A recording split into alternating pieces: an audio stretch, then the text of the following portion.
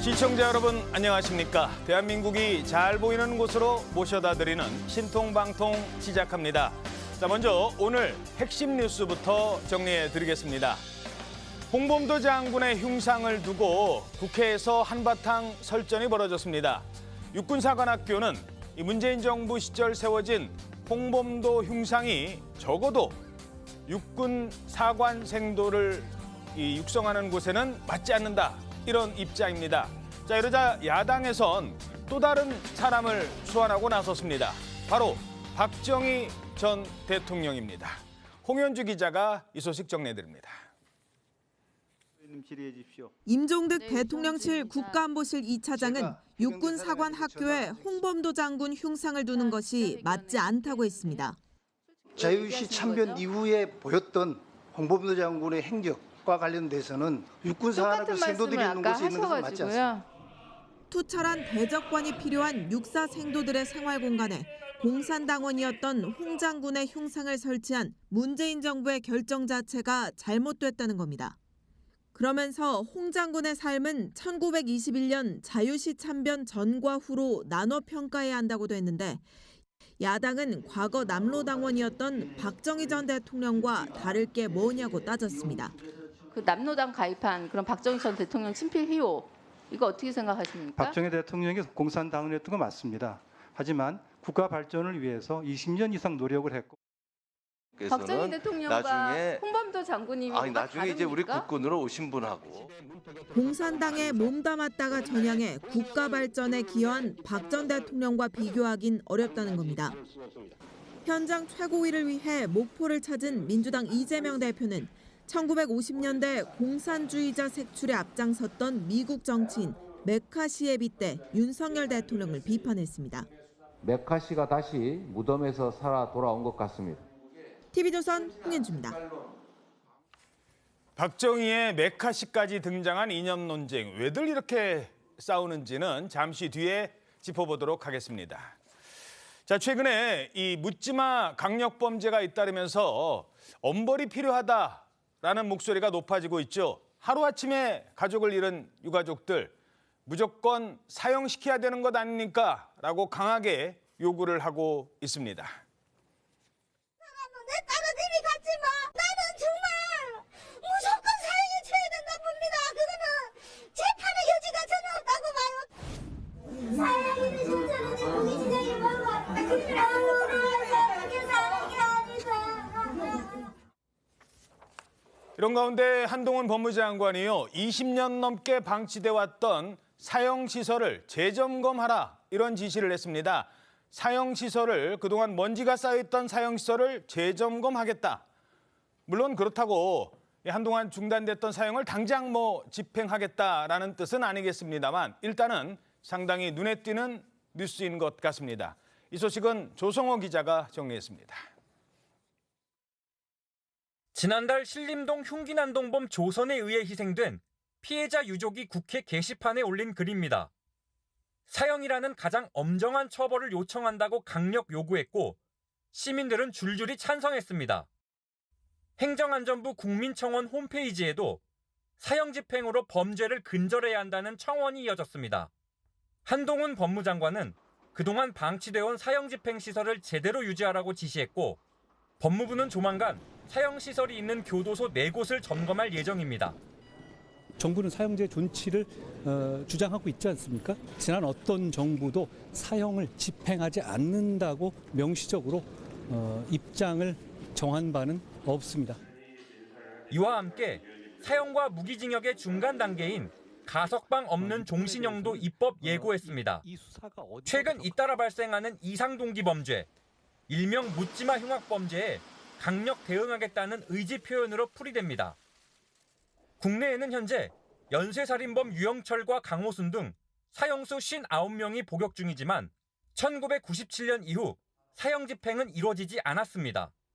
이 때문에 사실상 사형 폐지 국가란 인식이 퍼져 흉악범죄 예방 효과가 떨어진다는 지적이 나옵니다. TV조선 조성호입니다. 자, 사형이 과연 범죄 예방 효과가 있는 건지, 물론 죄를 지었으면 처벌받아야 되는 것 아니냐라는 이 목소리, 이 소리도 잠시 뒤에 짚어보겠습니다. 자, 자, 다음은요. 오늘 아침 조간신문 1면에 거의 빠짐없이 등장한 이 사람입니다. 조선일보 1면 기사 보시죠. 코인 투자 김남국, 제명은 없었던 일로.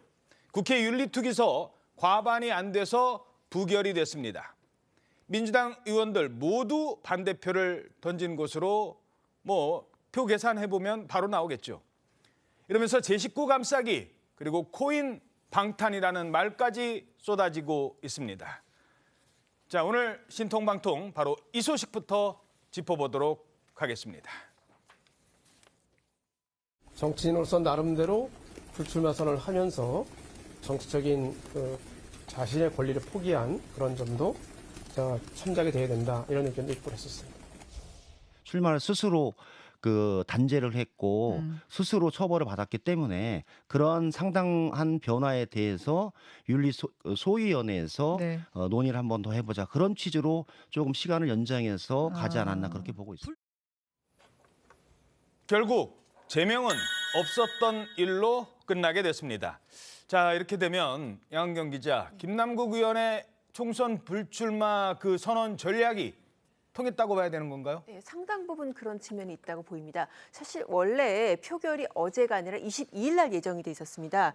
그런데 그 표결 당일 날 김남국 의원이 불출마 선언을 한 거예요. 예. 그러면서 불출마까지 하는데 제명까지 하는 건 너무 과하지 않나. 민주당 당내에서 그런 의견이 일어나면서 이 위원회가 한 차례 연기가 됐습니다. 그러면서 어제 열린 건데요. 이 윤리특위 1소위에서 이제 제명 여부를 결정하는데 여기가 3대3으로 구성이 돼 있습니다. 그렇죠. 여기서 과반수를 얻어야 되는데 어제 3대3으로 결론이 났어요. 예. 이 위원회 구성 자체가 지금 보시는 대로 민주당 3명, 국민의힘 3명이니까 지금 나온 표결 결과로 보면은 민주당 3명이 다 반대표를 던졌겠구나. 그렇게 충분히 짐작이 될 수가 있는 상황인 거죠. 물론 무기명입니다만. 그렇습니다. 그렇게 되면서 사실 이렇게 부결이 되면서 이게 지금 일사부재의 원칙이라고 같은 안건이 이제 동일하게 다시 논의 못 하거든요. 어허. 결국 김남국 의원의 제명은 이로써 사실상 끝난 것이 아닌가 싶습니다. 자, 이번 결과에 국민의힘뿐만 아니라 정의당에서조차 지금 비판의 목소리가 커지고 있습니다. 결국 김남국 의원 징계안은 처음부터 민주당이 짠 각본대로 김남국 구하기였습니다. 내년 총선 때까지 세비를 챙기겠다는 김남국 의원의 꼼수를 용인한 민주당은 국민의 민심을 이반한 대가를 치를 것입니다. 내 편에게는 누구보다도 관대한 민주당의 온정주의가 한치의 예상을 벗어나지 않고 또다시 동원된 것입니다. 김 의원의 불출마 선언은 징계를 미루기 위한 쇼에 불과했습니다. 결국 부결, 코인 투자로 국민적 지탄을 받던 한 의원이 내년 총선 출마하지 않겠다는 말 한마디에 그럼 좀 봐줘야 되지 않겠어. 이런 논리가 된 겁니다. 자, 그렇다면요. 김 의원이 내년 총선 출마했으면 됐을까요? 총선 불출마라는 어떤 불이익이 제명을 하지 않아도 될 정도로 징계 회피 사유가 될 수는 있었을까? 어떻게 평가하십니까? 김남국 의원은 이제 탈당을 했으니까 1년 이내로는 복당이 불가능하잖아요. 당원 당규를 자주 바꾸시니까 또 어떻게 바꾸실지는 모르겠습니다만 그렇게는 안 될 거라고 생각을 하고, 그리고 현재 무소속으로 출마를 했을 때, 그리고 지금 현재 김남국 의원에 대해서 쏟아지고 있는 국민적 분노라든가 비난 이런 것들을 따지고 보면 당선될 가능성이 전혀 없지 않을까 이렇게 생각이 듭니다. 아까 그리고 또 우리 서 부대변인께서 말씀을 하시겠지만 그 지역이 이렇게 통합되는 지역이라고 하잖아요. 그렇게 되면 더욱더 어렵겠죠. 그러니까 저는 이 사태를 보면서는 어떤 생각이 드냐면 결국 이게 짜고 치는 고스톱이었다. 그러니까 김남국 의원을 구해주기 위한 짜고 치는 고스톱이었고, 그리고 블랙 코미디로 끝났다 이렇게 생각이 드는데 그 경과를 한번 쭉 생각해 보세요. 처음에 진상조사위라는 걸 열어서 우리가 한번 확인해 보겠다. 그리고 김남국 의원 본인도 제가 당당하게 모든 걸 밝히겠습니다. 이렇게 얘기하지 않았습니까? 그러다가 이 문제에 대해서 논의하는 의총 2시간 전에 탈당을 해버려요. 탈당을 해버리고 그 이후에 잠적을 했다가 여러 가지 얘기가 많았는데 윤리 소위가 열리니까 이번에는 소위 결정 내려지기 전에 이번에는 불출마 선언을 합니다. 1시간도 안 돼서. 그렇죠. 그러고 나서 결정은 또 이 소위가 연기되고 이런 여러 가지 우여곡절을 거쳐서 결국은 제명을 안 하겠다 이렇게 결정을 했지 않습니까? 이거를 이재명 대표가 몰랐다고요? 그러니까 제가 보기에는 이렇게 된 이유는 김남국 의원, 어떻게 보면 이재명 대표의 호위무사 역할을 했던 김남국 의원을 확실하게 봐줘야 된다. 왜? 무엇을 위해서? 여론이 비난하든 말든 간에 이재명에게 충성하면 저런 대가가 주어지는구나 라는 것들을 확실하게 보여주기 위해서 그 민심이 어떻게 가든 그런 것을 선택했다고 보여져요. 예. 이게 더 코미디인 건 그 전날 뭐라고 그랬냐면요. 다 같이 의원들이 모여서 국민 눈높이에 우리 윤리 기준을 맞추자 이런 결의를 했습니다. 저게 국민 눈높이에 맞추는 윤리 기준인가요? 그러니까 한마디로 그냥 코미디를 하고 계신 겁니다. 어떻게 보십니까? 일단 뭐 우려가 현실로 좀 드러나서 아쉬움이 있죠. 그러니까 이게 이제 전체적으로 보면 아까 이제 이재명 대표가 지시하고 충성을 하면 이런 뭐 선물을 준다라는 것은 좀 과하게 해석하신 것 같고요. 이재명 대표는 여기에 대해서 관여한 바가 없다라는 점을 분명히 하고요. 근데 전체적으로 봐서 김남국 의원이 가지고 있던 국민적 분노는 코인 투자를 통해서 과연 국회의원으로서 성실의 의무, 품위를 제대로 했는지, 그 품위 손상의 여부가 있었는지를 판단하는 거였는데 국민적 눈높이는 제명에 가까웠어요. 그리고 윤리특위의 자문위는 제명을 결정을 했고요. 예. 그걸 받아서 소위에서는 처음엔 제명으로 가는 분위기였는데 김남국 의원이 뒤늦게 뭐 깊은 반성을 했다고 판단한 것 같아서 좀 연기를 했지 않습니까? 예. 저는 그때부터 이거 좀 이상한데 뭐냐면 이제 윤리특위 자체가 이게 자문위가 민간이 있다 하더라도 결국엔 소위와 전체회의 자체가 여야 동수가 되고 결국에는 같은 동료 의원들이 판단하기 때문에 같은 의원들로서 뭔가 나중에 어떤 공감이 있었던 것 같아요. 이게 김남국 의원 자체를 이런 사안으로 제명을 해버리면 나중에 다른 사안들의 더 큰 사안이 오면 그건 무조건 기준이 김남국 의원이 되니까요. 예. 국회에서 지역구를 둔 선출직 의원들은요. 윤리특위를 통해서 그냥 제명이 되는 게 너무 쉽게 되지 않았냐라는 것들이 아마 판단의 기준이 되지 않았을까. 그래서 깊은 반성이 있었다는 점을 고려했을 때 제명은 좀 과하고 그 밑에 단계의 어떤 징계 수위를 좀 결정하자라는 부분이 있었지만 뭐 그럼에도 불구하고요. 국민들 보시기에 그다음에 뭐 다른 당에서 민주당을 뭐 김남국 의원은 탈당을 해서 민주당은 아니지만요. 그럼에도 불구하고 민주당이 결정했기 때문에 그런 비판에서는 자유로울 수 없다. 좀 그런 생각합니다. 자, 예, 잠시만요.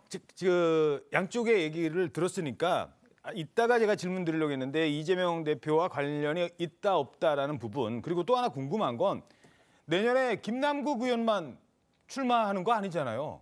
수많은 민주당 후보들이 출마를 해야 되는데 김남국 하나 살리면서 과연 이게 뭐 지지율에 어느 정도 영향을 미칠까? 다른 사람들한테, 다른 민주당 후보들한테 그 피해가 가는 건 아닐까? 이런 얘기도 좀 나올 수 있거든요. 그럼 어떻게 보십니까, 일단?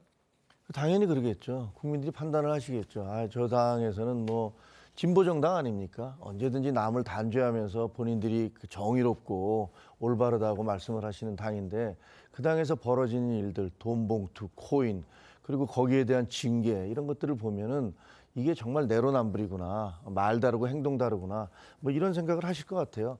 김남국 의원이 깊은 반성을 하셨다고 그랬는데 저는 무슨 반성을 했는지를 전혀 모르겠거든요. 국민들이 김남국 의원이 진짜 깊은 반성을 했다고 생각을 하실까요? 계속 부인하셨잖아요. 그리고 자료 내놓으라고 그러면 자료 안 내놓고 그러다가 유일하게 반성의 모습이라고 보여진 건 소위에 가서 나오면서 눈물을 좀 그 눈물이 글썽였다라는 얘기를 하는 건데 심지어는 그게 다 악어의 눈물이다 이런 얘기까지 하지 않습니까? 그게 반성의 눈물인지 아니면은 그것을 모면하기 위한 쇼에 불과했는지 저는 후자에 가깝다고 생각을 합니다. 그 민주당에 계시니까 다른 민주당 출마를 지금 고려하시는 분들은 이게 과연 나한테는 다른 후보들한테는 이게 악재일까 호재일까? 호재는 아닐 수도 있다라고 판단할 것 같아요. 아니 호재라고 생각하시는 분들은 조금 그 논리적이지 않죠. 당연히 악재지요. 이게 어떻게 호재가 될 수 있겠습니까? 뭐 윤리특위에서 어떤 의원들이 본인의 전 민주당이었던 김남국 의원을 살려냈다고 보이잖아요. 그러면은 그게 국민들 보시기에는 뭐야? 이것도 뭐 이거 자기 식구 감싸기 아니야? 그런 비판에서요 절대 벗어날 수 없습니다. 그러면 그건 호재가 안 되죠. 그러면은 총선을 앞두고는 이거는 분명히 당에는 안 좋은 영향을 미치는 것이다. 그래서 제가 누차 늘 김남국 의원의 사태가 발생하고 나서 제가 말씀드렸던 건 시간이 남아 있다. 김남국 의원한테 말씀을 드렸던 겁니다. 그러니까 이 정치권이 특히나 뭐 이제 여야를 불문하고요. 선당우사의 정신 부분들이요.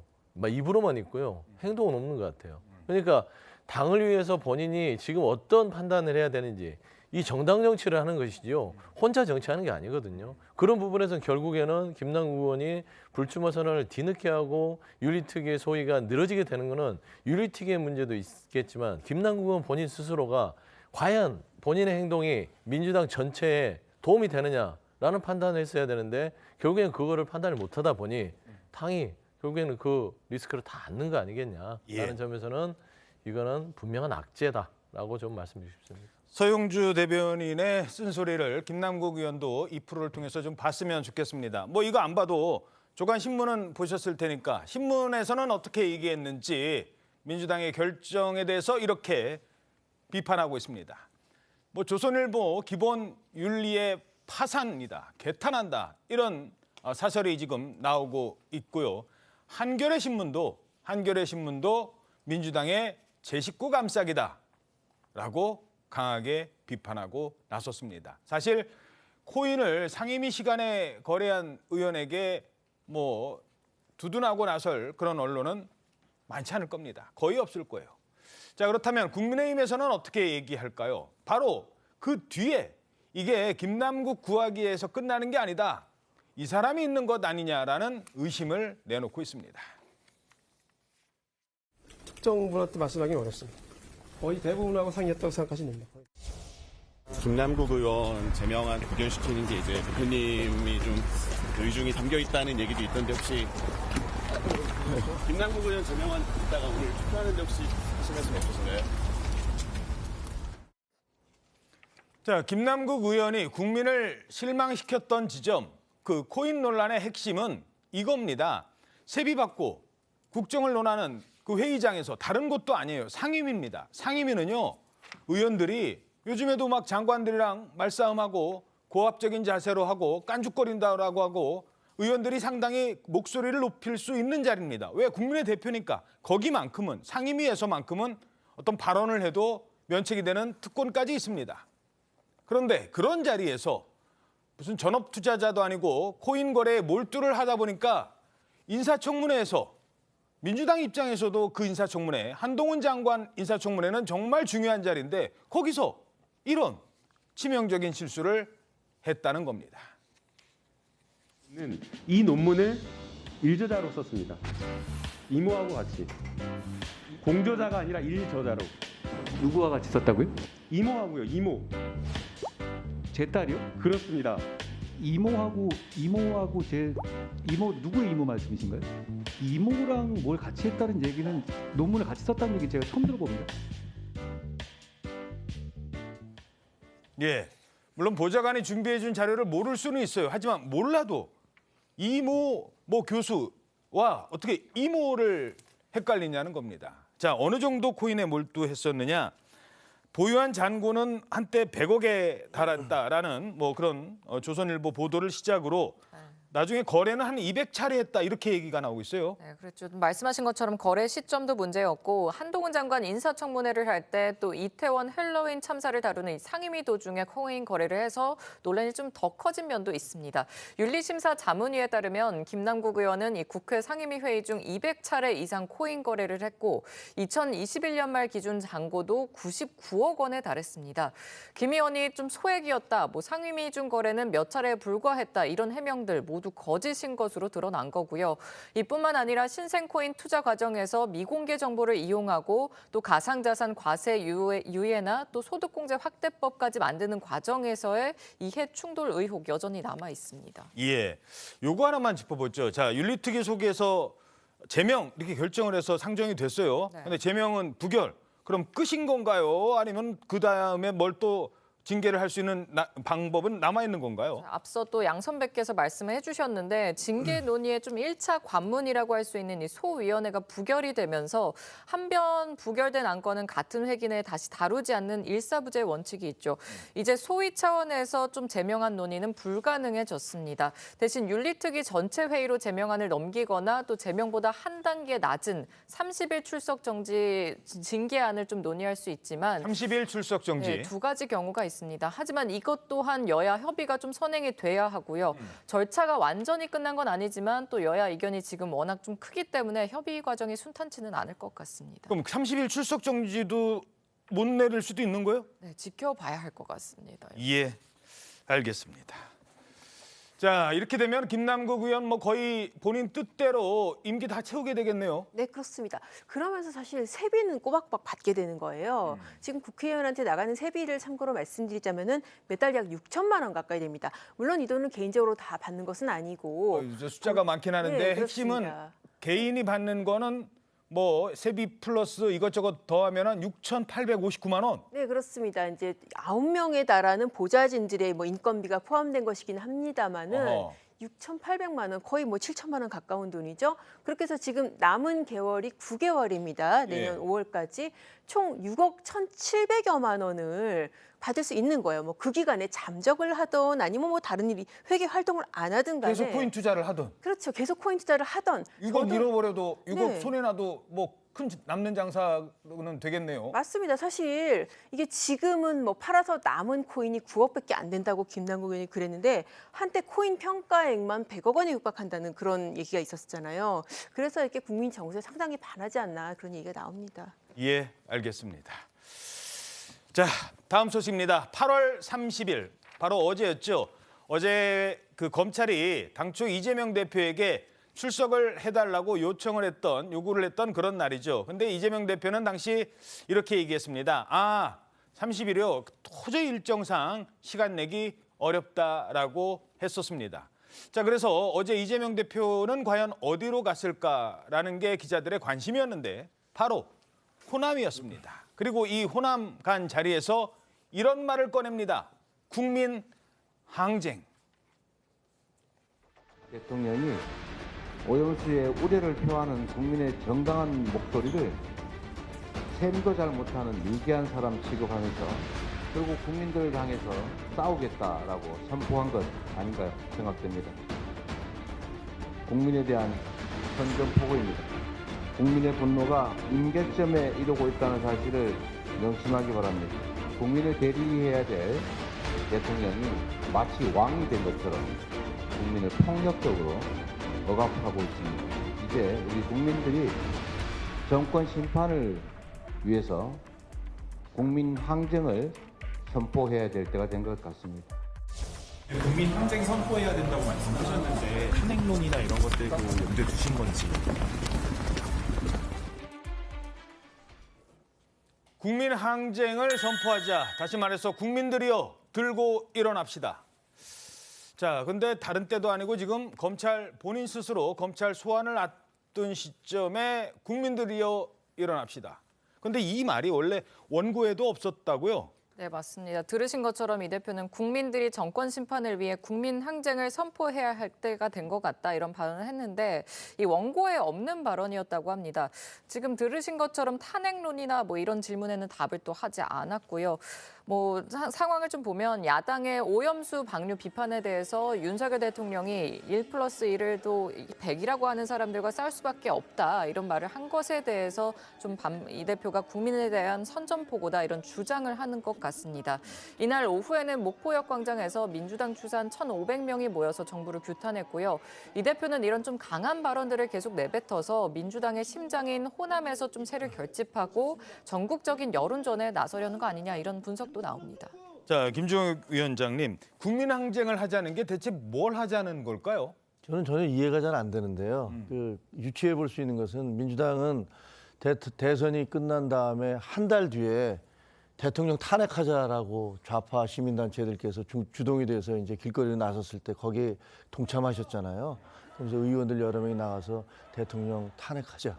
그런 얘기를 하신 거예요. 어떻게 보면 헌법에서 규정된 우리 그 질서, 선거제도 자체를 다 무력화시키겠다라는 그런 반헌법적 발언을 하신 거거든요. 김용민 의원은 지금도 탄핵 얘기를 하고 있습니다. 네, 그러고 있습니다. 일사불란하게 계속 일관되게 얘기하고 계신데 지금 국민 항쟁을 선포하자는 건 도대체 뭘 하자는 건지를 잘 모르겠거든요. 그러니까 우리 체제와 시스템을 다 무너뜨리고 길거리로 나서서 뭐 예를 들면 용산으로 진격해서 그 대통령을 끌어내리자라는 얘기인지 항쟁이라는 건 되게 그런 의미가 있잖아요. 예. 결사항쟁 뭐 이런 얘기를 하기도 하니까.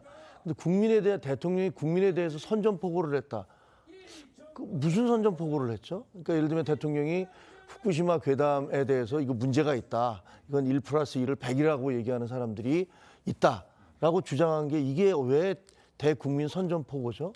그러면 지금 일본 후쿠시마 오염수 부분에 대해서 이게 과학적으로 문제가 없다라고 얘기하는 미국 대통령 바이든도 미국 국민에 대해서 그 선전포고를 한 겁니까? 뉴질랜드 총리, 전 세계에서 가장 청정 지역이라는 뉴질랜드 총리가 오염수 문제 없습니다. 라고 얘기했습니다. 죄송합니다. 이것도 뉴질랜드 국민에 대한 선전포고입니까? 뭐 도대체 논리적으로 말이 되는 소리를 하셔야지 본인들이 계속 괴담을 유포하면서 그 부분에 대해서 그게 문제가 있습니다. 라고 지적하는 것을 대국민 선전포고다.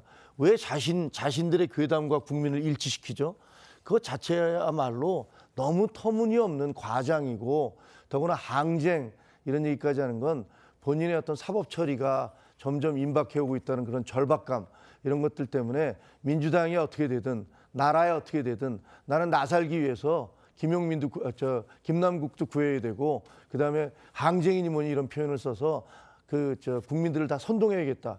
이런 생각이 아니시라면 어떻게 저런 말씀을 하실 수 있을지 정말 궁금합니다. 예, 어떻게 보십니까? 네, 김종혁 의원께서 너무 종합적으로 이렇게 말하자면 파편적인 사실들을 붙여서 사실인 것처럼 부풀리신 것 같아요.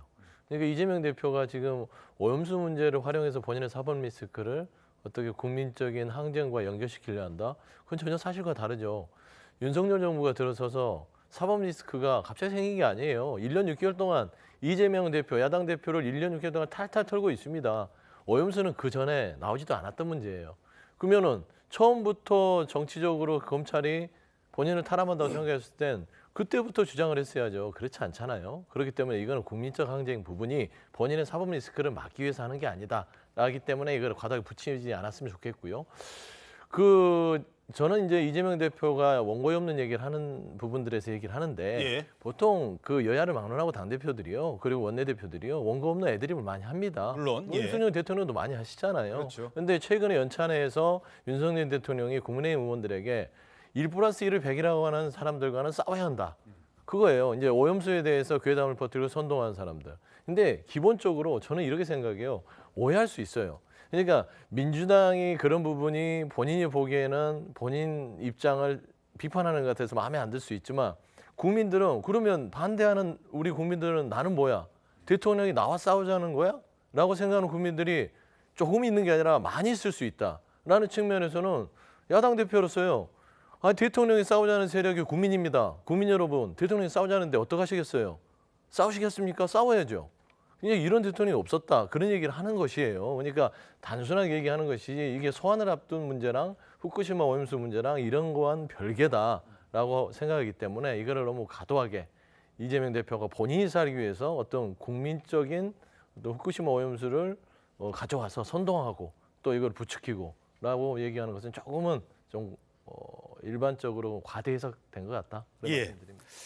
자, 그러면 물론 이제 민주당에서는 확대 해석, 그러니까 오염수 방류 문제와 관련된 대응이지 뭐 본인의 소환과는 관련이 없는 것 아니냐 이런 얘기를 하시는 것 같습니다. 자, 근데 소환은 그러면 제대로 될까? 앞서 4번째 검찰 소환 때도 그 검찰에서 물론 뭐 그걸 오라는 날짜에 그 시간에 꼭 가야 될 필요는 없습니다만, 근데 그 4번 동안요 한 번도 그 오라는 날짜에 온 적이 없다고 합니다. 그래서 한번 따져보도록 할게요. 이게 한 4번의 소환인데 그날 나는 못 가고 다른 날 가겠다. 아니 그러면 날짜 바꿔주겠다. 그날도 못 간다. 이런 게 일반적인 겁니까? 일반적이지가 않습니다. 보통은 사실 물론 이제 검찰이 소환 통보를 일방적으로 하진 않아요. 전화해보고 날짜 조율을 합니다. 대부분 유선상으로 날짜가 조율돼서 그 날짜에 나가거든요. 전직 대통령도 다 그렇게 했었어요. 근데 유독 저희가 이제 저도 이제 법조 취재를 오래 했는데 이 대표 같은 경우에 굉장히 정말 줄다리기가 많고 그 과정에서 좀 피로감이 많이 드는 이유가 여러 가지 그런 그 신경정들이 많아서 그동안에 4차례 소환이 있었는데 예를 들면 이제 1월 28일 같은 경우에도 토요일 날 조사를 받았거든요. 예. 이것도 상당히 어떻게 좀 특혜성인 거예요. 이게 지금 뭐 기자들도 그렇고 거기 방어 인력들도 쉬는 날 다 나와서 청사 경호하고 그렇게 해야 되잖아요. 그러니까 당무 일정 때문에 토요일 날 조사를 받아서 그걸 받아줬었는데 추가 조사도 이제 또 주말에 받겠다고 하니까 검찰이 그건 안 된다. 그래서 이제 평일로 했는데 평일이 2월 10일이었거든요. 그때는 또 시간을 가지고 또 실랑이를 벌였어요. 그러니까 검찰은 추가 조사도 조사할 게 많으니까 9시 반에 나와라라고 하는데 이 대표가 그때는 또 이게 저기 그 당무 때문에 또 위원회 최고위 끝나고 11시에 오겠다 그래서 11시에 왔었거든요. 또 최근 같은 경우에도 그런 일 있지 않습니까? 원래 검찰이 그 소환하기로 한 날짜, 그 날짜 못 나가겠다 그래서 한 6일 앞선 날짜에 나가겠다고 다시 취소하고 그런 일들이 연거푸 잇따랐습니다. 예. 자, 결국 이 대표는 검찰이 날짜를 바꿔준 9월 4일. 자, 이날은 다른 의원들, 측근들도 함께 검찰에 소환할 예정이었는데 출석하지 않을 것이라는 전망에 힘이 실리고 있습니다. 30일 나가실 생각은 있으신 건가요? 말씀드린 것처럼 다음 주에는 일정상 도저히 제가 그렇게 시간을 내기가 어렵습니다. 9월로 넘어가서 9월 본회의가 없는 그러니까 9월 11일주 정도 될 것 같습니다. 그 와중에 검찰이 9월 4일 검찰 소환 통보했는데 네, 고맙습니다. 여기에 대해서 좀 어떻게... 이러자 한동훈 법무부 장관도 민주당을 향해 한마디 던졌습니다. 이 바쁜 시기가 지나고 난 다음에 받겠다 이렇게 얘기를 하는데 그것도 조정을 못 해줍니까? 위원님, 이거 이재명 대표의 범죄 혐의들은 굉장히 수가 많지만 그것이 어느 하나도 민주당이나 의정 활동과 관련 있는 내용이 아닙니다. 그러니까 본인의 스케줄에 무조건 맞추라라고 이렇게 일방적으로 얘기하는 것 어떤 국민이 그 수사를 받을 때 그렇게 합니까? 일방적으로 지금 전부 하면 전부 가야 되나요? 그 검찰 지상주의죠. 그렇게 하면. 지금 예결위 결산 토의에서 이렇게 이재명 대표를 변호하는 질의를 하시는 것에 대해서 저는 부적절하다고 생각합니다. 위원님 이재명 대표의 변호인도 아니시고 이재명 대표 범죄 혐의도 모르시지 않습니까? 장관님. 자, 그래서 지금 이재명 대표가 출석을 하겠다는 게 본회의가 없는 주, 뭐 요때 가겠다. 지금 계속 그 줄다리기가 이어질 것 같아요. 네, 그렇습니다. 예, 어떻게 보십니까, 양경 기자? 네, 사실 뭐 4일에 가든 10일에서 15일 사이에 가든 지금 이제 어차피 회기 중이니까 체포동의안 표결은 해야 되는 상황이거든요. 그럼 왜 그렇게 이렇게 줄다리기를 하느냐 이제 그 이유를 두고 이제 여러 가지 해석이 있는데요. 예. 법조계에서는 이거는 혐의 끊기 전략이다. 이제 그런 얘기들이 나옵니다. 혐의 끊기 전략. 네, 그렇습니다. 사실 이게 앞서도 그런 보도가 많이 나오지 않았습니까? 쌍방울 부분하고 쌍방울 대북 송금하고 백현동을 묶어서 9월 달에 영장 청구를 할 것이다. 이제 이렇게 되면은 혐의가 묶이게 되면은 구속영장 할 때 심리 요건 중에 혐의의 중대성 부분이 있습니다. 아하. 그 부분에서 상당히 영향을 받을 수가 있다는 것이죠. 지금 이제 쌍방울 그룹이 대납했다고 하는 게 800만 달러고 그리고 백현동 관련 그 예상 배임액이 이제 314억 플러스 알파 그렇게 나와요. 그러면은 다 합치면 이제 400억이 넘어가는 거거든요. 예. 그리고 특히 이제 유의미한 부분이 지금 쌍방울 부분이에요. 이 부분이 뭐 액수는 백현동보다 적을지 모르지만 혐의 자체가 아마도 제3자 뇌물죄 그러니까 그 부분으로 갈 가능성이 높고 그럼 형량이 상당히 높아집니다. 근데 쌍방울 재판 아시다시피 지금 이화영 전 부지사 그 문제가 굉장히 변호인 문제도 그렇고 또 아내가 나서서 또 이렇게 지연이 되기도 하고 재판 지연 문제. 재판 지연 문제가 굉장히 있죠. 그럼 이 재판 지연도 혹시 영장 청구하고 연관된 것이 아닌가? 이게 같이 영장을 청구되지 못하게 하려는 그런 차원에서 저렇게 늦어지는 것이 아닌가라는 그런 얘기들도 나오고 있습니다. 예. 자, 이재명 대표의 전략 어떻게 분석하십니까? 그러니까 뭐 양 기자가 잘 말씀하셨으니까 저는 뭐 법률적인 것들은 잘 모릅니다. 뭐 저희가 전문가가 아니니까. 하지만 이재명 대표 본인이 변호사시니까 아마 최대한 자기가 유리한 것이 무엇일까 뭐 이런 부분들을 계산하시리라고 생각을 해요. 근데 그것 자체를 뭐라 그럴 수는 없을 것 같아요. 피의자는 본인의 방어권이 있으니까 그런데 한 가지는 이렇게 계속 그 검찰이 나오라는 시기에 못 나가겠다는 것은 결과적으로는 그 국민들한테 나는 이렇게 검찰한테 호락호락 불려다니는 사람 아니다라는 어떤 그런 이미지를 부여하기 위한 게 아닐까 이런 생각이 들고, 지금 다른 국회의원들이 예결위 현장에서까지 그 법무부 장관을 상대로 이재명 대표에 대해서 질의를 하는 것, 그거 정말 너무 이상해 보여요. 그리고 김혜재 의원 같은 경우는 본인이 그 고위 검찰 출신 아닙니까? 본인이 다른 피의자들을 소환할 때 어떻게 되는지 본인이 제일 잘 아실 거예요. 그리고 그분들이 어떤 대우를 받았는지. 근데 이재명 대표한테 예결위에서 저렇게까지 변호인처럼 방어를 하시는 것, 저거는 그 자체가 이재명 대표에게 별로 도움이 되지 않는다라는 생각이 듭니다. 그 민주당 쪽에서는 백현동의 가장 큰 그 의혹은 배임죄거든요. 배임죄. 그러니까 배임죄는 일반적으로 뇌물이 수반되지 않는 배임죄. 이거는 판단의 잘못일 수도 있고 이렇기 때문에 이것만 갖고 하면 우리가 상당히 유리하다. 뇌물이 아직 뭐 드러난 게 없기 때문에. 근데 이걸 쌍방울이랑 엮으면 이거는 뭐 재판 지연이나 이렇게 되면 좀 불리할 수 있다. 그러니까 검찰도 그렇게 봐서 두 개를 묶어서 하는 것 같고, 민주당 측에서는 백현동만 보자 이렇게 한다는 분석도 있는데 어떻게 보세요? 뭐 전혀 뭐 그런 분석에 대해서는 뭐 주축을 이루고 있지는 않습니다. 기본적으로 이제 전략이라기보다는 검찰의 수사 자체가 너무 야당 대표에 대해서 어떤 알맹이 없는 수사를 하고 있다라고 판단하는 게 더 주축을 이루고 있죠. 그러니까 백현동이나 뭐 쌍방울 문제들도 그렇습니다. 일단 검찰이 가지고 있는 무소불위의 기소권 그리고 영장 청구권, 이 두 개를 가지고 재판 결과에 어떻게 되든 말든 일단 야당 대표를 올감해서 재판까지 끌고 가면 이 자체가 망신을 주고 야당을 뒤흔들 수 있고 총선 전략에 있어서 여러 가지 야당에게 불리한 상황을 만들 수 있다라는 게 지금 검찰의 의도가 아닌가라고 판단하는 것이에요. 백현동 부분도 배임 말씀하셨는데 이 부분은 그러니까 기본적으로 그냥 정책적 판단이었다. 결국엔 알다시피 당시에 박근혜 정부와 국토부 그리고 식품연구원 이 자체의 요구와 어떤 그들에게 이익을 돌려주기 위한 성남시장의 정책적 판단 속에서 1,000억 원을 환수한 상황인데 이 1,000억 원을 환수했는데 이 부분에 대해서 참여를 안 했다고 해서 배임죄를 지금 적용한단 말입니다. 그래서 이 부분 자체도 재판 가면 충분히 무죄를 받을 수 있다고 자신하고 있어요. 근데 이 전까지가 문제예요. 검찰이 기소권과 영장 청구권을 가지고 야당을 흔들고 있다. 이 자체에 있어서 굉장히 좀 뭐 정치적 의도를 가지고 있다고 보는 의미에서 지금 김혜재 의원도 예결위에서 질문을 하는 거예요. 이제 그만 좀 정치적 의도를 가지고 흔들어라 라는 부분으로 이해하시면 될 것 같아요. 죄가 없으면 뭐 구속영장을 청구해도 판사가 봐도 이거 뭐 구속할 사안 아닌데요? 해서 만약에 구속이 안 되면 그때부터는 오히려 이재명 대표에게는 정치적 힘이 엄청 실리는 거면 빨리 하면 빨리 할수록 좋지 않을까요? 그러니까 이제 이거를 저희는 지연시키는 게 아니에요. 보통 예를 들면 소환 조사를 안 하겠다는 게 아니라 검찰 자체가 계속 지금 4번째 백현동이잖아요. 그러면 뭐 5번째 또 소환 조사한다고 하지 않습니까? 그다음에 야당 대표에 대해서 이거 거의 스토킹 수준 아닙니까? 수사 자체가 이런 수준으로 하는 것들이 결국에는 검찰이 이게 명백하게 어떤 이 죄를 밝혀서 재판을 구하겠다는 게 아니라 재판을 해봤자 뻔히 어떤 부분에 있어서 이거는 본인들이 유죄를 입증하기는 힘든데 그냥 망신주기다라는 측면에서는 이거는 지연 작전이 아니라 언제든 소환하겠다라고 얘기했기 때문에 뭐 일단은 영장이 청구가 됐을 때 발부되는지 기각되는지는 지켜봐야겠죠. 예. 저는 선후 관계가 잘못됐다고 봐요. 그러니까 그 검찰이 야당 대표를 정치적으로 흔들기 위해 수사를 하는 게 아니라 수사를 피하기 위해서 야당 대표가 되셨죠.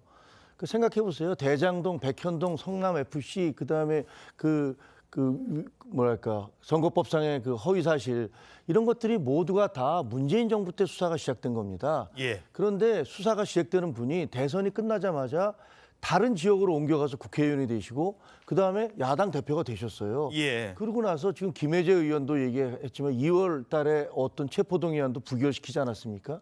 이게 선후 관계가 거꾸로 됐습니다. 예. 만약에 야당 대표가 아니셨으면 수사 벌써 일찌감치 진행됐을 겁니다. 잠시만요. 제가 그러니까 이렇게 정리하면 안 될까요? 그런 얘기 하실 것 같아서 야당 대표가 된 게 수사를 피하기 위해서였는데 득표율은 77.7%. 아니요, 그 얘기 안 합니다. 저는. 그 딴 얘기예요? 그 얘기 별로 안 좋아하고요. 예.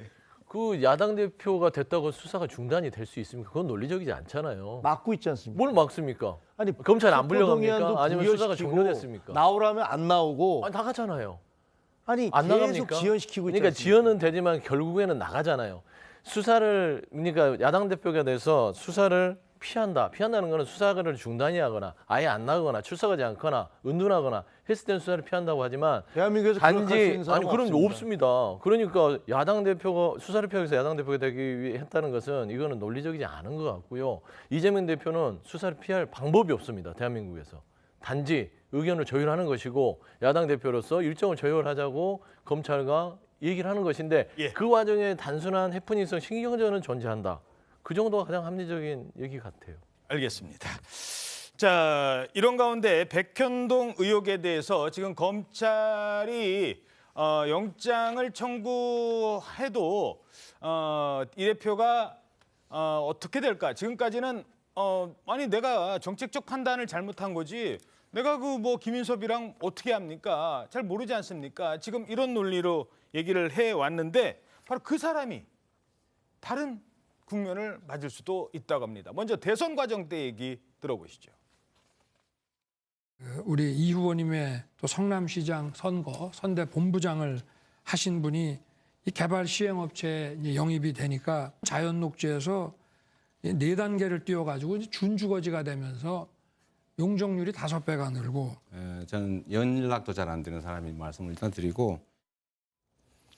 자, 저 때 연락도 잘 안 되는 사람이다 이렇게 말을 했는데 그런데 지금 새로운 증언이 나온 것으로 알려지고 있어요. 네, 김인섭 씨는 백현동 개발 특혜 의혹의 핵심 로비스트로 알려진 인물이죠. 어제 김인섭 씨의 재판에 그의 측근 A 씨가 증인으로 출석을 했습니다. A 씨는 지난 2015년에서 16년 김인섭 씨가 다른 사건으로 안양 교도소에 수감 중일 때 좀 편지를 전달하는 등 좀 옥바라지를 했었고요.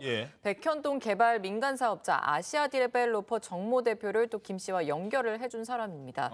어제 재판에서 검찰은 A 씨에게 당시 성남시에서 이재명의 제도권 최측근은 정진상, 또 비제도권 최측근은 김인섭이라는 말이 있었냐 이렇게 물었습니다. 그런 질문을 했군요. 네, A 씨는 표현은 좀 이상하지만 비선 조직과 조직으로 표기가 되고 있었다고 답을 했고요. 이에 대해서 검사가 비선 조직은 김인섭을 말하는 건지 묻자 A 씨가 맞다고 답을 했습니다. A 씨는 또 김인섭 씨가 이재명 대표의 비선으로 활동하며 각종 선거 때 이 대표의 선거운동을 도왔고 성남의 여러 이권 사업에 영향을 행사했다고 증언을 했는데요. 이에 대해서 검찰이 김인섭 씨가 그럼 성남시 공무원에게 직접적으로 영향력을 좀 행사를 했냐 이렇게 또 물었고요. 김 A 씨는 어디까지인지 모르겠지만 영향력 행사는 맞다고 밝혔습니다. 물론 이거에 김인섭 씨가 한 얘기는 아니에요. 김인섭 씨가 한 얘기가 아니라 김인섭 씨를 잘 아는 옆에서 함께 일을 했던 사람의 얘기입니다. 전원 증거일 수도 있습니다만 자, 그동안에는 김인섭과 이재명 대표의 관계가 사실상 단절이 됐는데 지금 이런 어떤 의견이 나왔거든요. 이게 앞으로 이게 재판에 어떤 영향을 미칠까요? 재판뿐만 아니라 어떻게 보면 이제 이재명 대표의 백현동 수사에 상당히 영향을 미칠 수가 있죠. 이게 지금 그 백현동 관련 부분도 이제 뭐 같이 묶어서 영장을 청구한다 이제 그런 얘기 나오지 않습니까? 근데 앞서 이제 이재명 대표 같은 경우에는 김인섭 대표에 대해서 연락도 안 되는 사람이다 이제 그렇게 얘기를 했단 말이죠. 근데 지금 김인섭 대표가 어떤 혐의로 재판을 받고 있냐면은 이 백현동 지역의 용도를 4단계 그 특혜 상향을 하는 단계에서 그것을 도와주는 대가로 이제 70억 원이 넘는 돈을 받은 그런 혐의로 재판을 받고 있습니다. 이 재판에서 증인이 이 김인섭 씨와 이재명 대표의 관계에 대해서 이거는 약간 비선에 굉장히 가까운 관계다라고 얘기를 했으면은 이 용도 상향에 대해서 이재명 대표도 알았지 않겠느냐 뭐 이런 부분의 추지가 가능하고 조금 더 나아간다면 아마 이런 부분도 수사를 하겠죠. 김인섭 씨가 70억 원을 받은 부분을 이재명 대표가 알았는지 그 부분에 대해서도 아마 검찰이 유의미한 단서를 자꾸 물어볼 수 있는 그런 부분이 될 수 있을 것 같고요. 또 하나 이런 부분이 있습니다. 어제 그 이재명 대표 수행비서 출신으로 알려진 그 백모 씨라고 있지 않습니까? 그 사람이 지금 김 김인섭 대표가 수감 중에도 따로 접견을 했다. 그런 이제 증언까지 했습니다. 수감 중에도 만났다. 네, 그렇습니다. 교도소에서. 네, 그렇게 된다면은 지금 수감 중인, 재판 중인 지금 김인섭 씨의 혐의 이 부분에 대해서 이야기가 오갔을 것이고 나아가서 그 부분이 그러면 이재명 대표한테 전달이 됐는지 그 부분도 이제 검찰이 물어봐야 될 내용인 거죠. 예. 자, 그런가 하면 민주당이 또 지금 긴장해야 될 이슈, 뭐 이재명 대표와 직접 관련 있는 건 아닐 수 있습니다만 산 넘어 산 또 하나 기다리고 있죠. 바로 전 대표, 송영길 전 대표와 관련 있는 돈봉투 수사입니다. 돈 봉투를 받은 20명이 이 자리에 앉아있다 이렇게 얘기를 했습니다. 그 증거가 있었습니까?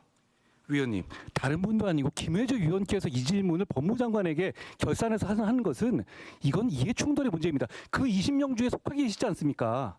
윤관석 의원 기소할 때 당연히 그 안에 집어넣어야 되는데 왜 공소사 사실을 포함을 못했죠? 증거가 없는 거 아닙니까? 아닙니다. 그 수사는 지금 진행되고 있는 것으로 알고 있습니다. 검찰은 본인의 어떤 사건을 가지고 지금 결산 단계에서 법무부 장관에서 내 범죄 혐의가의 증거가 있느냐고 물어본다고요? 진짜 그러시는 겁니까? 지금 저 장면은 어제 그 예결에서도 관심을 모았어요.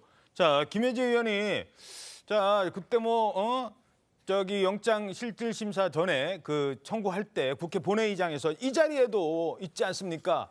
뭐 이렇게 얘기를 했는데 그 중에 한 명이 나중에 알려졌습니다만 김혜재 의원도 포함이 됐던 거예요. 언론 보도를 통해서 알려졌습니다만.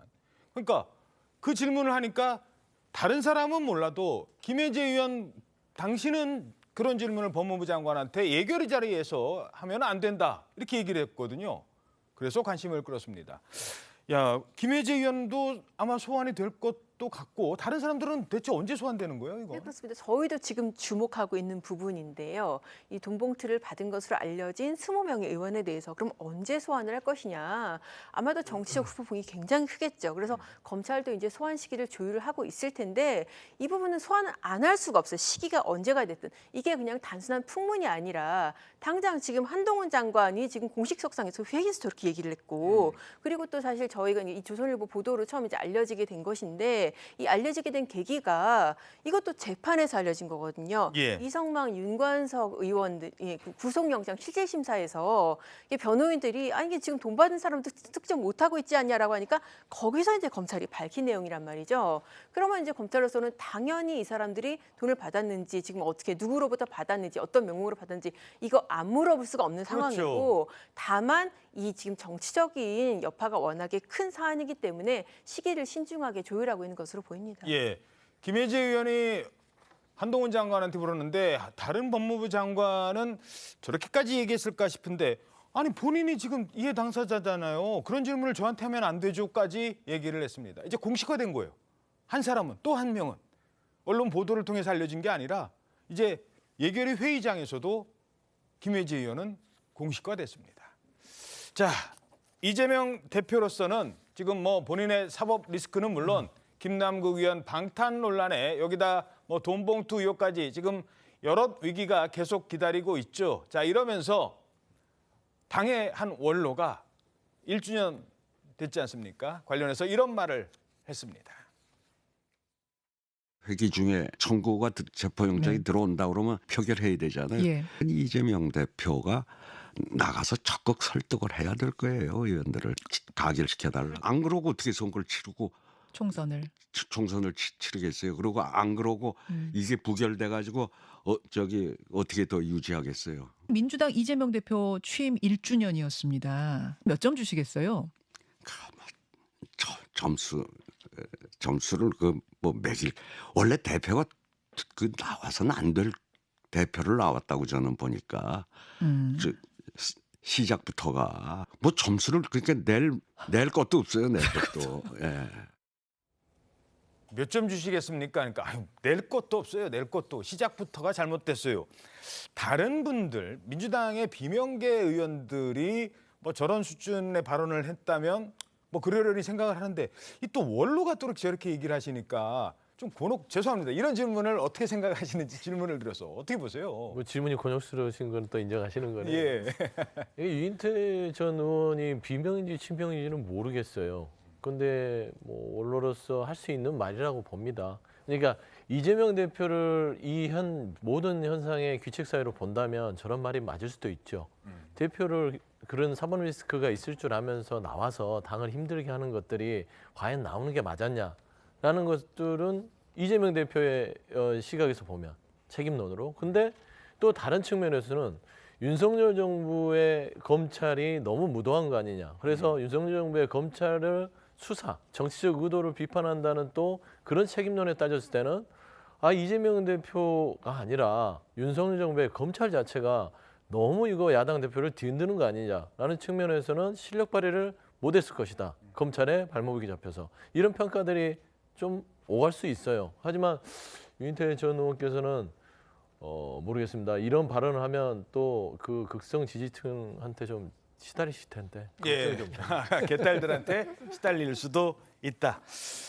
자, 뭐 그런 어른은 아니실 테고 짧게요. 한마디만 말씀드리면 그 윤석열의 검찰 이렇게 계속 얘기하시잖아요, 민주당에서. 근데 그 윤석열의 검찰하에서 윤석열 대통령의 장모가 바로 구속됐습니다. 법정 구속됐고 그 수사를 진행한 게 윤석열의 검찰입니다. 그러니까 그렇게 대한민국의 어떤 그 검찰 사법 시스템을 한 사람에 의해서 좌우된다라는 식으로 얘기하시는 거는 좀 현실과는 맞지 않다라는 생각이 듭니다. 알겠습니다. 저도 이거는 반론을 해야 되는 게 잘못하면 팩트가 틀리니까요. 재판부가 윤석열 대통령의 장모가 검찰의 기소가 약하다고 해서 이걸 구속시킨 거예요. 재판부가요.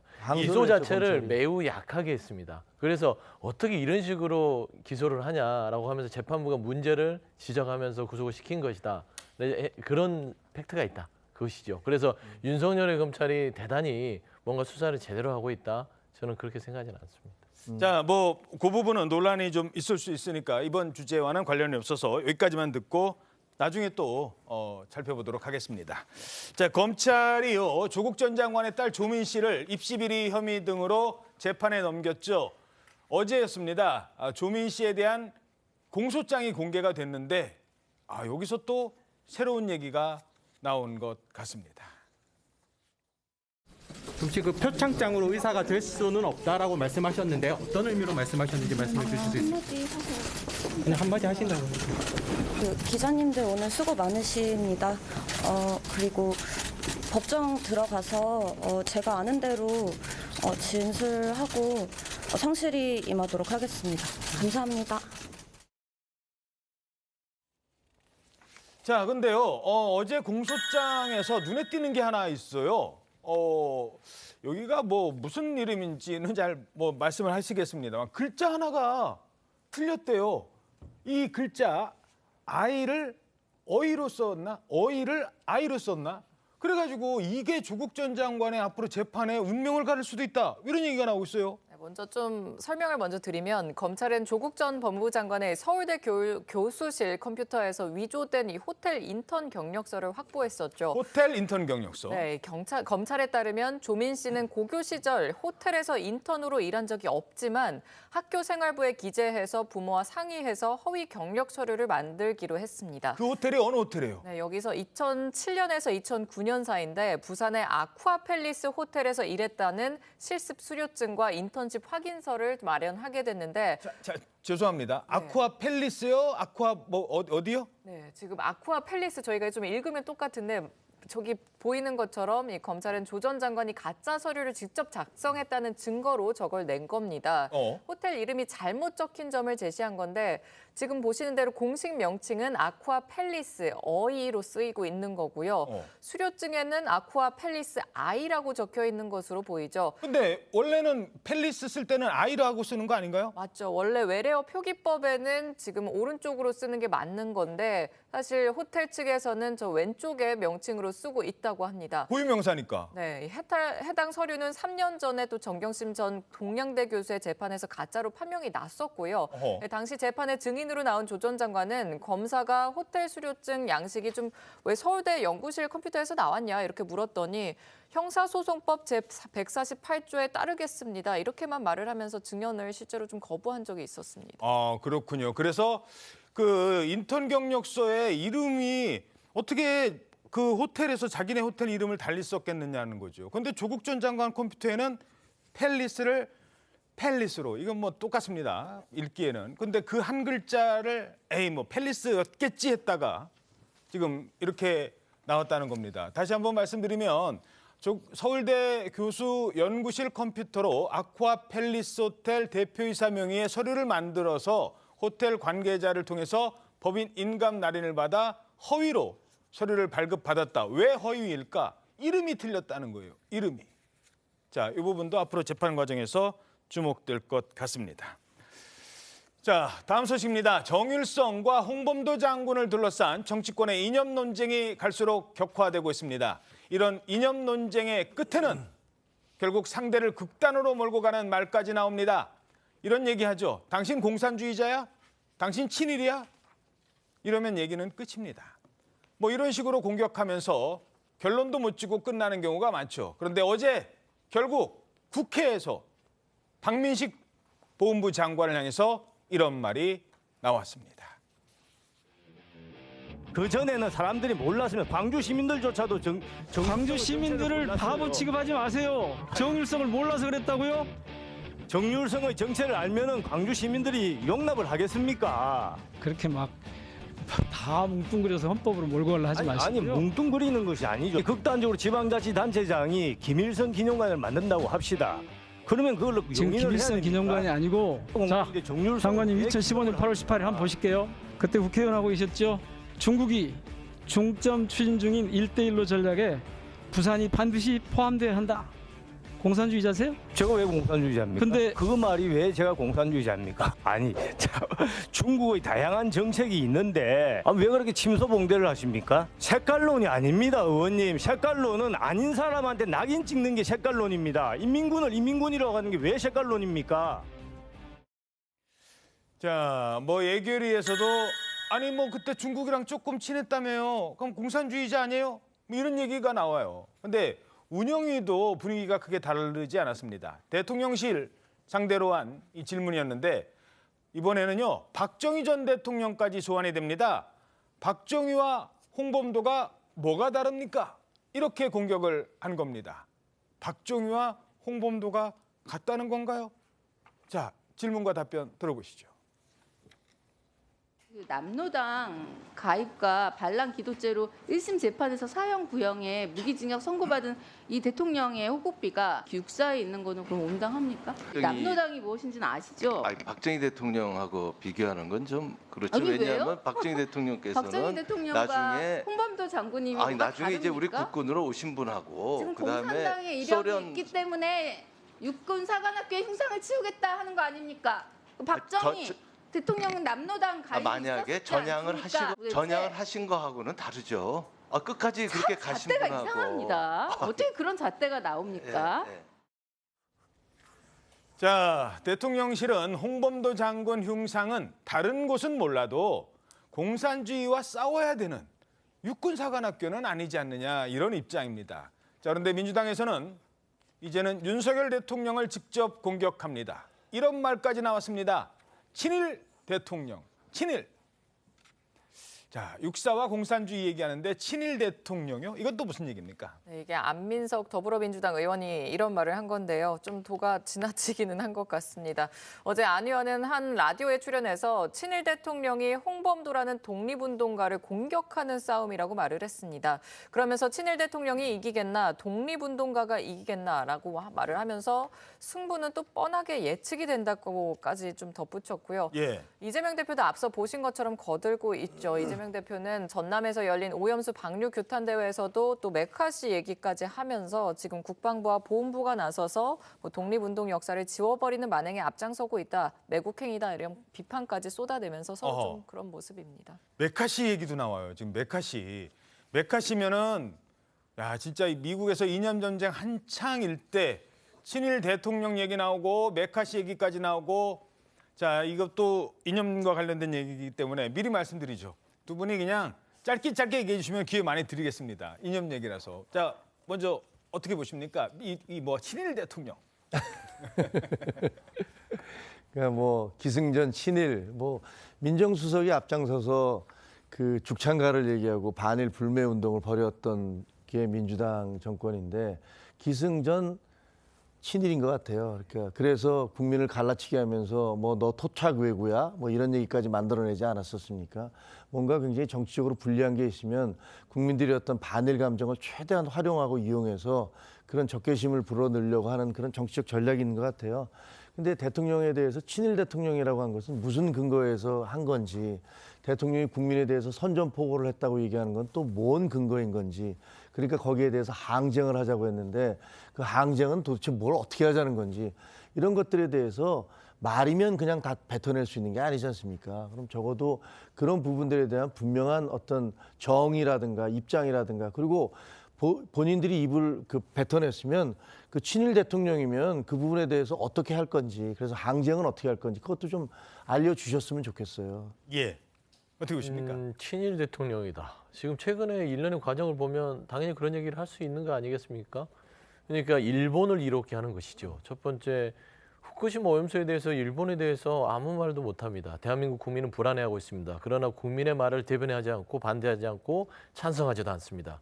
그러면 이건 누구를 위한 겁니까? 일본을 위한 행위를 대한민국 정부가 하니까 친일 아니야라고 얘기하는 것이고, 두 번째, 홍범도 장군의 형상을 육사에서 치운다고 지금 하고 있어요. 국민들은 납득하지 못하고 있습니다. 그러면은 누가 시켰죠? 그리고 이걸 왜 하는 것이죠?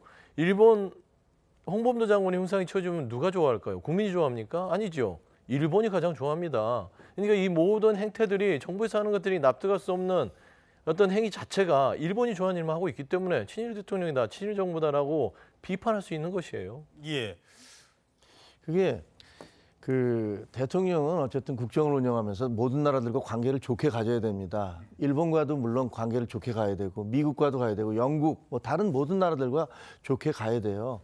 근데 그것이 우리가 지금 친일이다 뭐 이렇게 얘기하는 것은 국가의 이익에 반해서 그 다른 나라를 위해서 열심히 일하고 있다, 이런 의미잖아요.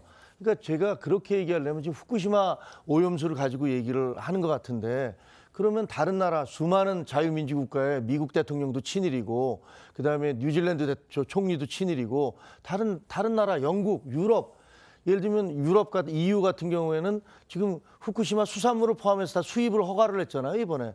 그럼 그 사람들 다 친일 정부네요. 그렇게 얘기할 수 있습니까? 그러면 지금 그 문재인 정부 때 그 문재인 대통령 북한에 대해서 어떻게 했습니까? 그럼 그 사람 친북 대통령이네요. 그리고 그 사람 그 문재인 대통령께서는 그 중국에 가서 큰 나라 작은 나라 하면서 우리 그 민족적 자존심을 왕창 뭉개놓으셨는데 친중 대통령이시고요. 그렇게 대통령에 대해서 언어를 함부로 쓰는 것은 옳지 않다라고 생각합니다. 이게 논리적으로 비약이 되는 것들이, 북한과의 관계는 남북의 통일의 어떤 헌법상의 우리의 행위들이 있습니다. 통일, 평화 통일에 대한 것들은 책무예요. 그러니 북한과의 관계는 친북이다 이렇게 얘기하시면 안 되고요. 친중 얘기하셨잖아요. 박근혜 대통령도요, 전승절에 가서 중국에 가서 참여를 했어요. 중국과 관계를 풀려고 했어요. 그럼 박근혜 정부가 친중입니까? 이제 그런 식으로 비교하면 안 되고, 제가 친일이라고 하는 것은 미국이든 캐나다든 상관없습니다. 대한민국은 주권국가예요. 주권국가는 뭡니까? 주인은 국민인데, 국민의 편에 서서 정부를 운영하느냐, 아니면 국민의 편보다는 일본의 편에 서서 그런 오해를 받을 수 있게끔 행동하느냐라는 차원에서 윤석열 정부가 그런 오해를 받지 않도록 행동하라는 거예요. 그런 의미에서 친일 정부의 행태를 보이는 거 아니냐 비판할 수 있는 것이죠. 박근혜 대통령이 그 중국에 올라갔다고 해서 친중 대통령이라 할 수 없듯이, 그런 논리로 갈 수 있다. 윤석열 대통령이 후쿠시마 오염수와 관련해서 나름대로의 정치적 판단을 내렸다고 그래서 그것을 친일 대통령이라고 몰아가는 건 잘못이다라는 얘기를 드리는 겁니다. 예, 알겠습니다. 사실 이 이념 문제가 먹고 사는 문제만큼 중요한 문제는 아닙니다만, 한번 이렇게 얘기가 나오기 시작하면 끊기 어려운 얘기입니다. 분단된 국가의 현실이기도 하죠. 자, 다음 소식입니다. 최근 신림역 흉기난동 그리고 서현역 흉기난동의 성폭행 살인 사건 등 강력범죄 발생으로 국민들의 불안감이 커지죠.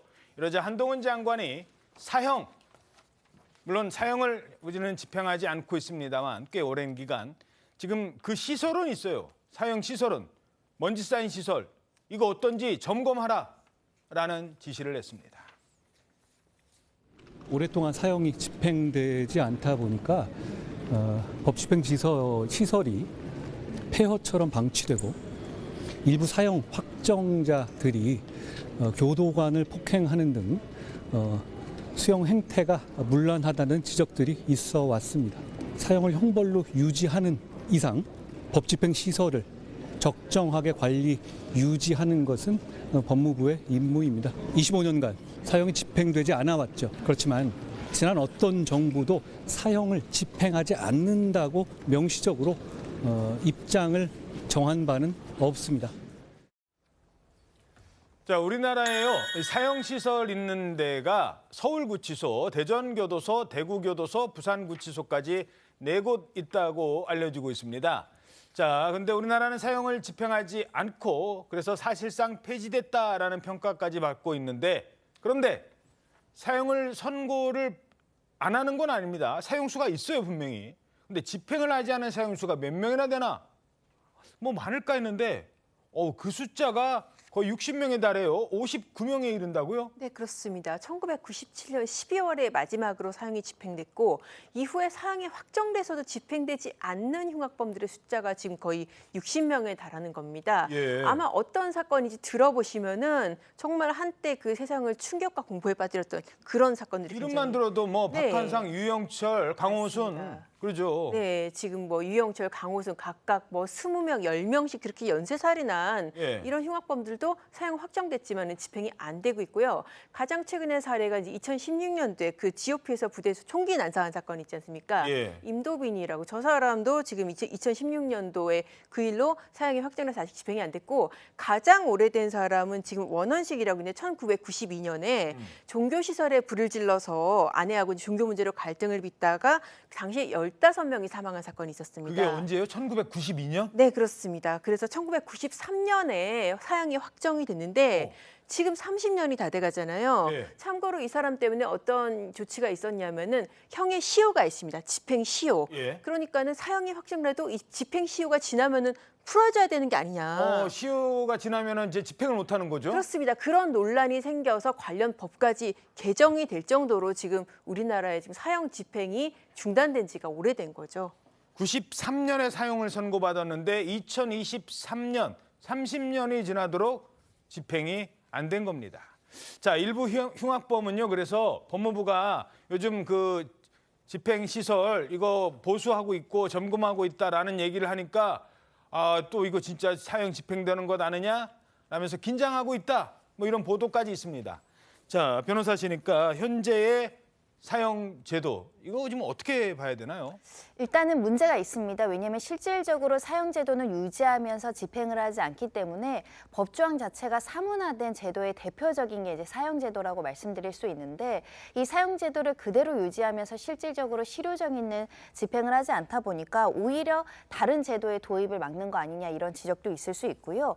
특히 현재는 여전히 합헌인 제도라고 이제 평가하고 있습니다. 어허. 하지만 유엔에서는 지속적으로 사형을 폐지하라 이렇게 권고하고 있고 우리도 유엔 회원 가입국으로서 또 생명권에 대한 인권 존중 차원에서 폐지하는 것이 세계적인 추세이기 때문에 폐지하고 새로운 제도를 도입하든가 아니면 폐지하지 않을 거면 이 사형제에 대해서 실존적인 어떤 대책을 마련해야지 이게 사실은 법에는 있으나 실행하지 않는 좀 어떻게 보면 사회적으로는 좀 낭비가 되는 측면이 있거든요. 더군다나 지금 존치된 사형수들은 또 어떻게 할 문제인 것까지 한꺼번에 좀 정리하는 사회적인 토론이 필요한 시점으로 보입니다. 자, 미국이나 일본에서는 사형 집행을 현재 시행을 하고 있고 하지만 유럽 EU 국가에서는 만약에 우리가 사형을 집행을 하면 또 EU 국가와의 관계, 외교적인 관계까지도 고려를 해야 된다고는 합니다. 자, 그래서 지금 추진되는 게 뭐죠? 가석방 없는 종신형, 나중에 뭐 사면받고 이런 거 없이 그냥 계속 가석방 없는 종신형을 도입하자는 게 한동훈 법무부 장관의 입장이었는데 그런데 생각지도 못한 반대 입장을 하는 곳이 나왔어요. 대법원은 아니다. 그건 가석방 없는 종신형은 아니지 않느냐 이런 입장이에요 지금. 그렇습니다. 한국일보의 단독 보도 내용으로 대법원 법원 행정처의 내용이 이제 입장이 보도가 된 건데요. 최근에 이 입장이 어떻게 개진된 것이냐면 국회 법사위에서 형법 개정안과 관련한 논의가 진행 중이기 때문에 이 대법원에 의견 조회를 했던 겁니다. 거기에 담긴 의견서의 내용인데요. 법원 행정처의 내용은 입장은 이렇습니다. 사형제를 유지한다는 그런 전제하에서 가석방 없는 무기징역형을 도입하게 되면 일반 범죄까지 가석방 없는 무기징역형이 좀 넓게 적용될, 확대될 위험성이 있다라고 지적을 했습니다. 예. 그러니까 가석방 없는 무기징역이 사형을 대체하는 게 아니라 오히려 무기징역형을 대체함으로써 가벌의 범위가 너무 넓어질 수 있다라는 형벌 수위에 대한 우려의 입장 나타낸 상태입니다. 예, 사형제 대체로 가석방 없는 무기징역은 아니다. 무기징역을 대체하는 거다, 그건. 이런 입장인 겁니다. 그런데요. 왜 이런 사형 얘기가 나오겠습니까? 흉기 난동이 워낙 많았잖아요. 그런데 또 발생했대요. 이번에는 어디냐? 다른 곳도 아니고 검찰청 민원실입니다. 검찰청 민원실에서 흉기 난동이 발생을 한 거예요? 네, 지난 6월에 강원도 영월군에서 있었던 사건입니다. 경찰관들이 검찰청사로 출동하는 일이 발생을 했는데요. 예. 이유인즉슨 한 남성이 농사용 흉기를 든 채 검찰청 직원들을 위협하고 있었기 때문입니다. 직원을? 네, 경찰관들이 출동했지만 이 경찰관들에게도 공격 자세를 취했던 남성인데요. 농사용 흉기를 휘둘렀습니다. 결국 경찰이 쏜 테이저 건을 맞고 바닥으로 이제 나뒹구게 되는 상황이었습니다. 이야, 세상에. 지금 보시면 테이저건을 쏴서 저렇게 제압을 할 때까지 계속 20대 남성이 정말 저 흉기가요. 엄청 크잖아요. 농사할 때 뭐 다 아시지 않습니까? 벼벨 때 이럴 때 많이 쓰는 거. 그러니 얼마나 놀랬겠습니까? 근데 천만다행으로 코로나19 당시에요. 그 민원실에는 가림막이 설치가 됐었답니다. 바로 이 가림막으로 막아놨기 때문에 인명피해가 적었다고 합니다. 3분 40초 만에 제압을 하면서 그렇게 됐다고 하는데, 자, 근데 이 사람 이런 흉기 난동을 왜 벌였을까요? 이유도 황당합니다. 고려도 해봤는데 다 자기가 가서 또 하겠다고 자기는 들어가 살아야 된다면서. 지금 뭐라고요? 아니, 저런 범죄를 저지른 이유가 나 교도소 가고 싶다고, 지금 그런 이유예요? 그렇습니다. 이 사실이 사실 되게 뒤늦게 알려진 건데요. 지난 6월에 있었던 일입니다. 아까 설명해 주셨다시피 그 흉기를 들고 검찰청 민원실에 난입을 한 건데요. 영월지청 민원실이었습니다. 그런데 본인이 공무집행 방해 혐의로 벌금 600만 원을 선고를 받은 거예요. 근데 나 벌금 낼 수가 없다. 나 차라리 교도소 보내달라. 나 노역하겠다라고 이렇게 흉기를 휘두르면서 행패를 부렸던 건데요. 아니, 교도소가 무슨 자기네 집 별장이에요? 그러니까 이 남성은 경찰 조사를 받으면서도요. 나 계속 교도소 보내달라. 이렇게 이야기를 했다라는 겁니다. 그래서 결국에는 본인이 바라는 대로 구속 기소가 됐습니다. 수감 상태로 재판에 넘겨졌는데 하루 만에 구치소생활 너무 힘들다면서 재판부에 구속 철회를 요청했다고 합니다. 하루 만에 뭐 힘들다고요? 아니, 국민 세금 내서 교도소 운영하는 게 저런 사람 밥 먹여주려고 하는 거예요, 지금? 네, 그렇습니다. 그 부분이 정말 지금 납득할 수 어려운 부분인데요.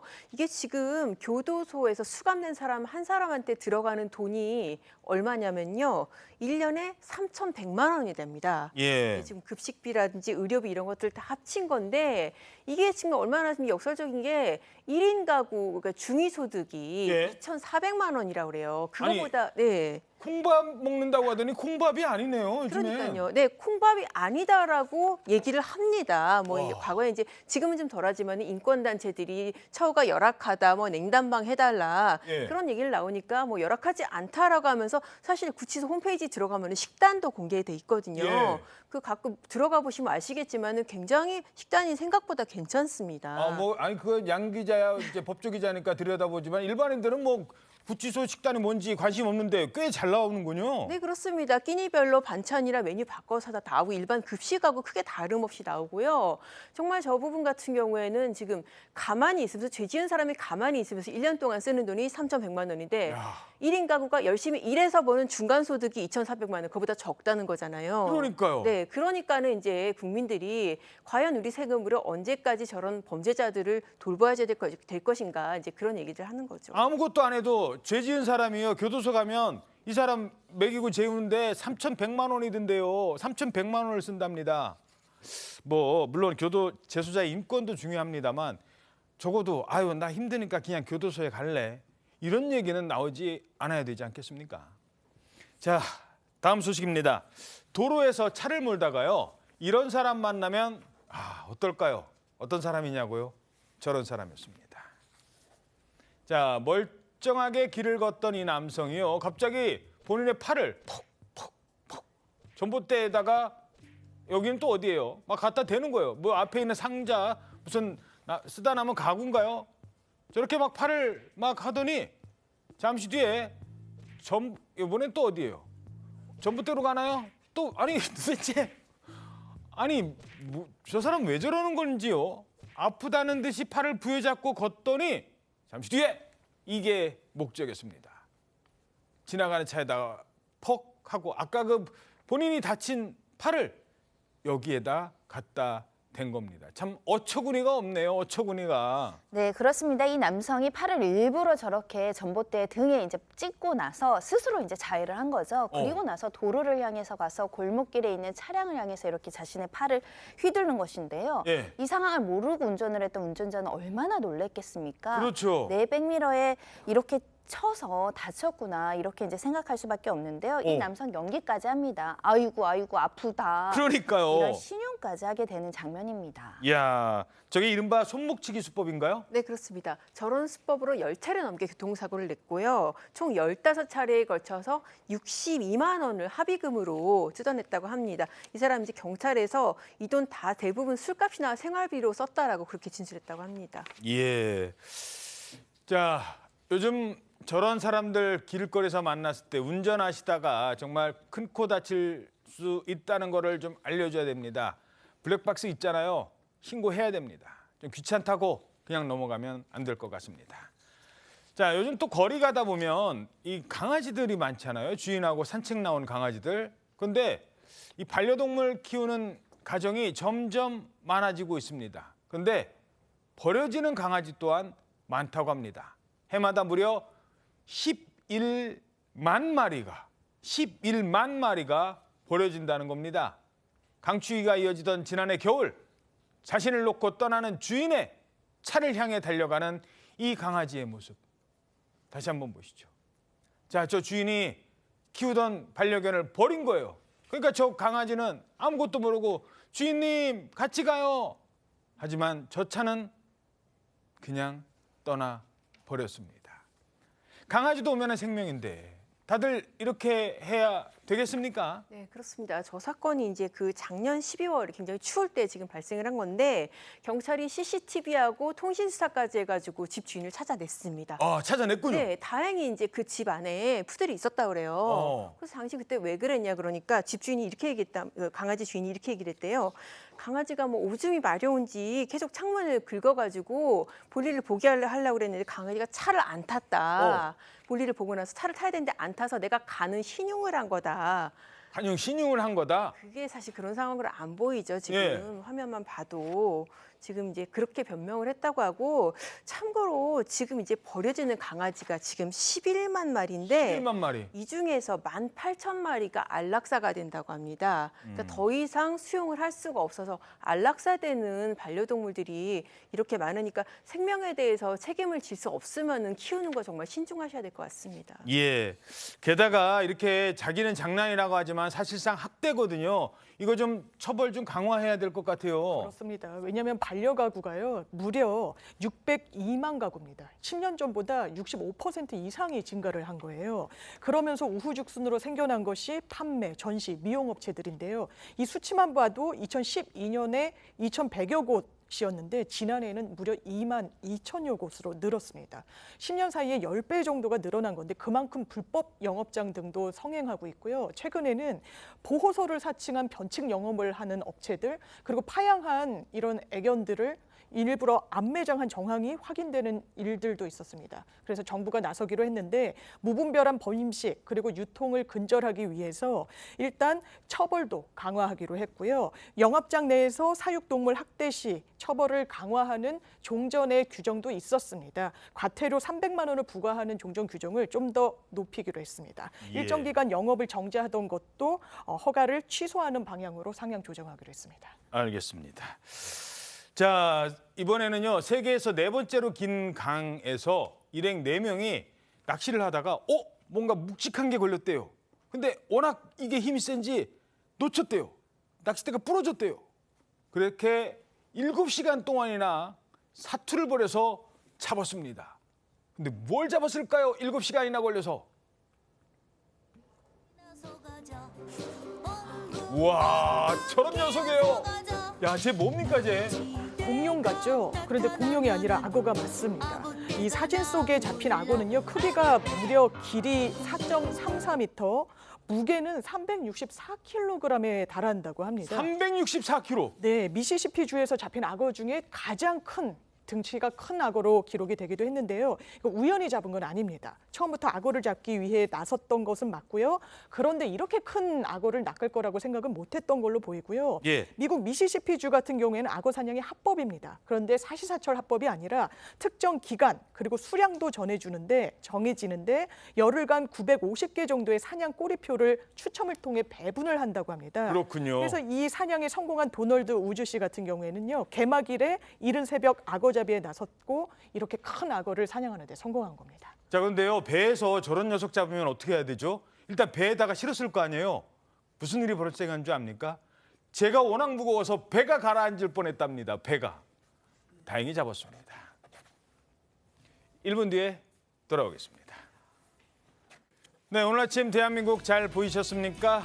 오늘도 당신의 대한민국을 신통방통이 응원해 드리겠습니다. 여러분 고맙습니다.